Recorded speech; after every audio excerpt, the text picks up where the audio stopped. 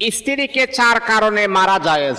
এখন আপনারা বলতে পারবেন, মহিলারা বলতে পারে হুজুর মারাও কি আবার কিভাবে জায়েজ? হ্যাঁ, স্ত্রীকে চার কারণে স্বামীরা স্ত্রীর গায়ে হাত তুলতে পারবে।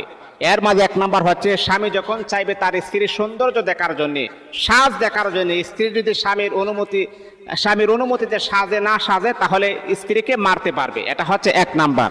দুই নাম্বার হচ্ছে বিনা কারণে সহবাস করতে না দিলে, কোনো কারণ নাই, কোনো কারণ তার মাঝে নাই, তারপরে সহবাস করতে দেই না, এই সময় আপনি তাকে মারতে পারবেন, আঘাত করতে পারবেন।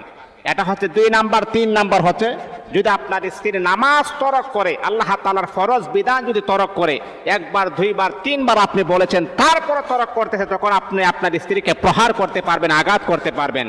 চার নাম্বার হচ্ছে স্বামীর অনুমতি ব্যতীত ঘর থেকে বাহির হলে, স্বামী বলেছেন ঘর থেকে বাহির হওয়া যাবে না, আপনার স্ত্রী আপনাকে টেক কেয়ার, কোনো কেয়ারই করে না, তাহলে আপনার স্ত্রীকে শাসন করার জন্য